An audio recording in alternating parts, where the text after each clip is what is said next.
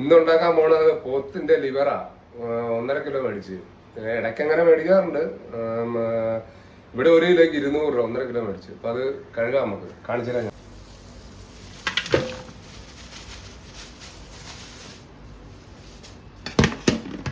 1.5 kilo. അതിനകത്ത് അവൻ എന്തോ ഒരു നെയ്യുടെ ഇതും കൂടെ എനിക്ക് ഇട്ട് തന്നു. നല്ലതാന്ന് പറഞ്ഞു. സാധാരണ നെയ്യുടെ അല്ല, വേറെ എന്തൊരു സ്ഥലത്താണ്. നമ്മളിങ്ങനെ കടിച്ചു കഴിഞ്ഞ് ഇത് നല്ല ടേസ്റ്റാണ് ഇതിന്. ഇതെല്ലാം ക്ലീൻ ആക്കി എടുക്കാം. ഇതിനകത്ത് ഇച്ചിരി മഞ്ഞപ്പൊടി ഉപ്പുകൂടി ഇട്ട് കഴുകും. ആദ്യം ഒന്ന് ഞാൻ കഴുകിയിട്ടൊന്ന് ബ്ലഡ് ഒന്ന് കളഞ്ഞിട്ട് പിന്നെ മഞ്ഞപ്പൊടി ഉപ്പും കൂടി ഇടും. എന്നിട്ട് ഒരു 6-7 പ്രാവശ്യം കഴുകി വെള്ളം പോകാനായിട്ട് നമ്മൾ ഇത് ഇച്ചിരി മഞ്ഞപ്പൊടി ഇട്ട് ഉപ്പുകൂടി ഇടണം. ഉപ്പുകൂടെ ഇട്ട് നല്ലോണം കഴുകി ഒരു 5 പ്രാവശ്യം കഴുകി. ഇതിൻ്റെ ചോരമയം പോകണം. അപ്പോൾ ഇത് കഴുകി ക്ലീൻ ആക്കി വെള്ളം പോകാനായിട്ട് വെച്ചേക്കുക. അപ്പോൾ ഇനി നമുക്ക് ബാക്കിയുള്ള സവോള ഉള്ളിയൊക്കെ റെഡിയാക്കാം.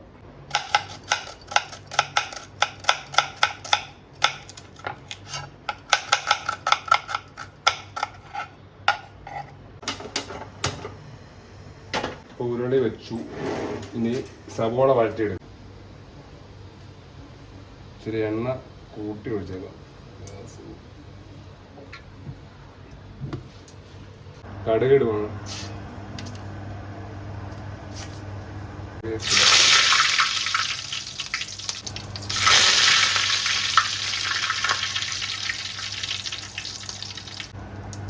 ഇനി സവാള ഇടുക. ഞാൻ ഒരു 5 സവാള എടുത്തായിരുന്നു.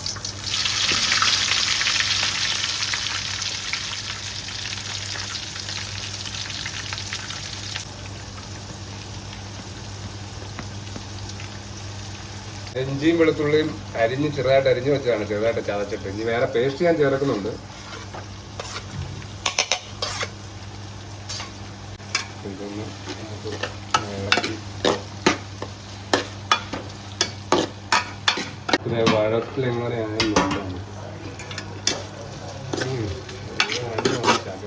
നമ്മൾ സവോള നമുക്ക് പൊടികൾ ചേർക്കുന്നില്ല. 1.5 സ്പൂൺ മഞ്ഞൾപ്പൊടി, 2 വലിയ ടേബിൾ സ്പൂൺ മല്ലിപ്പൊടി, teaspoon garam masala, table spoon മുളക് പൊടി ഇടുക. ഇത് നല്ല എരിവുള്ള മുളക് പൊടി കേട്ടോ. മിക്സ് ചെയ്ത് കളറുമായിട്ട് മിക്സാ. ഒരു സ്പൂൺ ഞാൻ ഇറച്ചിപ്പൊടി ഇടുവാണ്.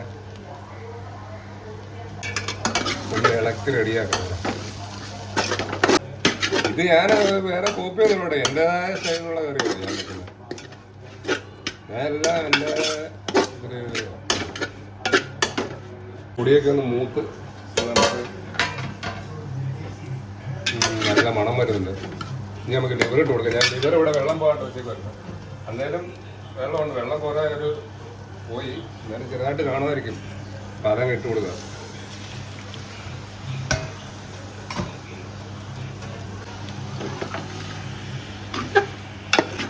ഇതിനകത്ത് തേങ്ങാക്കൊത്ത് ഞാനിതെല്ലാം ഒന്ന് വെന്ത് വേവ് ലാസ്റ്റ് മുകളിലേക്ക് ഇട്ട് കൊടുക്കും കേട്ടോ. എനിക്ക് തേങ്ങാക്കൊത്ത് ഭയങ്കര ഇഷ്ടമാണ്. തേങ്ങാക്കൊത്ത് ഇതിനകത്ത് സാപ്പിടെ കിട്ടുന്നതായിരിക്കും.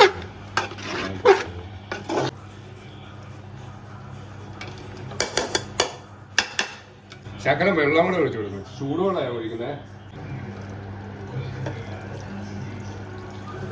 ഇതിനകത്ത് വെള്ളം ഇറങ്ങും. എന്നാലും ഞാനൊരു ഉപ്പ് നമ്മൾ ആവശ്യമുള്ള നോക്കിയിട്ടൊക്കെ ഇട്ട് കൊടുക്കുക. ഉപ്പിൻ്റെ അളവൊന്നുമില്ല. നമുക്ക് നോക്കുക എത്രയെന്ന് വെച്ചാൽ ഇളക്കി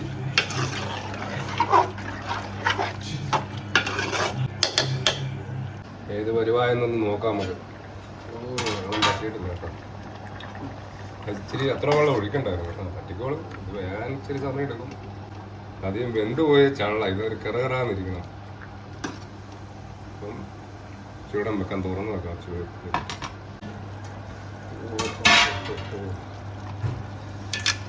ഡ്രൈ ആയിട്ട് വന്നിട്ടുണ്ട്. എന്തോന്ന് നോക്കിയില്ല. എന്ത് കാണണം. ചൂടൊന്ന് ഡ്രൈ ആക്കണം. ചൂട് ഒന്ന് ഡ്രൈ ആയിട്ട് തേങ്ങാക്കൊത്ത് ഇടാൻ പറ്റുള്ളൂ. അപ്പം നമുക്കിത് നോക്കാം. ഇത് ഏകദേശം സെറ്റാ. നല്ല അടിപൊളി സെറ്റായി കേട്ടോ. കണ്ടോ നല്ല സ്മെല്ല് വരുന്നത്. ഞാൻ കുരുമുളക് കൂടി ഇട്ടായിരുന്നു, ഒരു സ്പൂൺ. ഒരു കഷ്ണം എടുത്ത് നോക്കാം.